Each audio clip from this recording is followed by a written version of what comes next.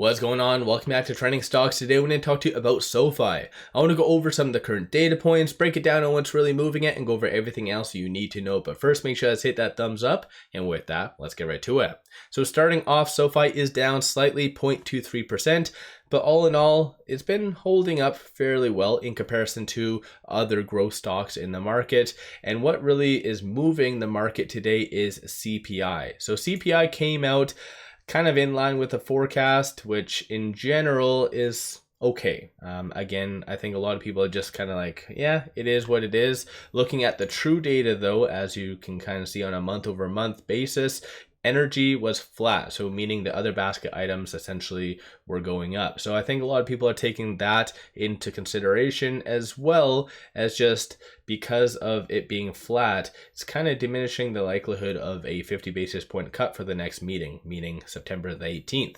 So this did go down from around 57% to now 37.5% likelihood of a 50 basis point cut. So again, I think the market's somewhat factoring that in, because I think prior to today, the market was really pricing in a 50 basis point cut. So clearly, as I've kind of complained about that in the past, just the focus on monetary policy right now is just to the next level. The market is screaming for rate cuts, and it seems to be like it wants that in order to really move higher. So once again, something to kind of consider. As of today though, no SEC filings, no press releases, nothing like that. So SoFi over this last week and a bit has just been kind of at the mercy of the broader market, just piggybacking off of that. There has been some new 13Fs that some people have been posting about, so I just wanted to go over some of them. Pretty interesting to see Citigroup though. Again, all of this did occur during Q2, so just be aware that it's not new information. Citigroup isn't buying as of the 12th, but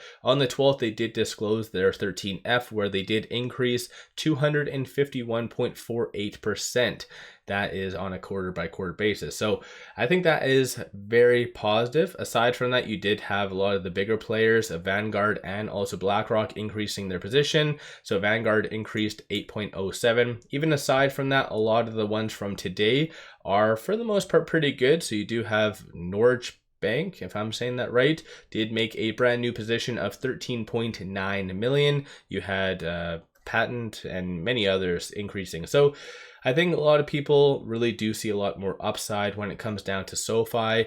Just clearly there's a lot of manipulation, and as well at the same time a lot of shorting. So I think that new SEC transparency rule, which should be enforced Q4 if not first half of 2025, will really help SoFi and change the dynamic of that. I've kind of talked on it in the past, so if you guys want some explanation, I can definitely bring that up in my next video on what that new kind of ruling is and how that affects 13Fs. But as of right now, shorts are increasing 543,000 shares. 17.36% of the free float is being shorted. Works out to be 181.71 million shares overall are being shorted, and that equates to $1.2 billion. Utilization 55.54. Short score is 72.21. So shorts have been kind of breaking the trend and have been kind of going up over this last little bit. So something to kind of consider. Cost to borrow average is 0.86% and cost to borrow minimum is 0.37%.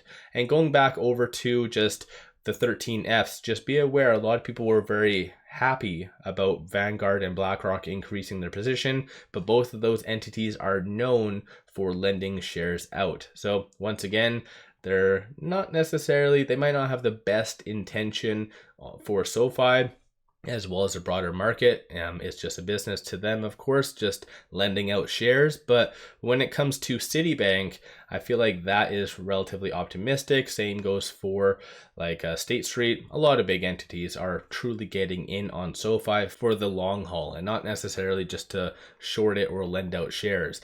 As of right now, looking at options, 1.7 million in calls, 1.41 million in puts. So dollar value is a little bit low today compared to the last several trading days. You did just have this right here, so 46,000 just in that 5-minute candle between 1240 and 1245. Sentiment wise, 51% of all the options being done today are bearish, clearly anticipating more of a downtrend as well. And just orienting that, it looks like it was just a lot of $1,000 transactions. That's what this is made up from. So you can kind of see right here. Generally, those $1,000 ones were kind of bearish, so not the best. It looks like 650 puts for the, looks like the 16th. So this upcoming Friday's expiry date. So once again, not necessarily the best, but looking at this is the current open interest. So SoFi, in theory, like I said in my weekend video, SoFi could really run up. There's not really strong walls at that 6 or 650 marks. So 7,000 at that 6 and then 11,000 at that 650. So it could run up to that $7 mark because you have 53,000 in open interest at that 7.